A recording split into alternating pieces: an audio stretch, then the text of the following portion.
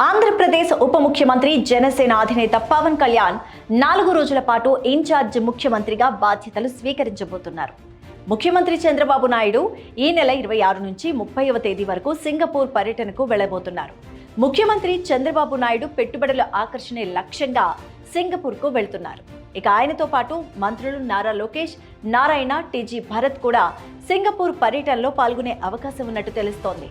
మరి ఈ నేపథ్యంలో పరిపాలనా వ్యవహారాలు సజావుగా సాగేందుకు ఇన్ఛార్జ్ ముఖ్యమంత్రిగా పవన్ కళ్యాణ్ ను నియమించారు చంద్రబాబు నాయుడు. ఇక పవన్ కళ్యాణ్ కు ఇన్ఛార్జ్ ముఖ్యమంత్రి బాధ్యతలు అప్పగించనున్నారని వార్తలు వస్తున్నప్పటికీ దీనిపై ఇంకా ఎలాంటి క్లారిటీ అయితే రాలేదు. అయితే రాష్ట్రంలో ప్రస్తుత రాజకీయ పరిణామాలను బట్టి పవన్ కళ్యాణ్ ఈ బాధ్యతలను నిర్వర్తించే అవకాశాలు ఎక్కువగా కనిపిస్తున్నాయని రాజకీయ విశ్లేషకులు సైతం అభిప్రాయపడుతున్నారు. ఇక పవన్ కళ్యాణ్ ఇన్ఛార్జ్ ముఖ్యమంత్రిగా బాధ్యతలు చేపట్టనున్నారనే వార్తలు జనసేన పార్టీ శ్రేణుల్లో ఉత్సాహాన్ని నింపుతున్నాయి. మరి ముఖ్యంగా పవన్ కళ్యాణ్ అభిమానుల్లో కొత్త జోష్ నింపుతున్నాయి.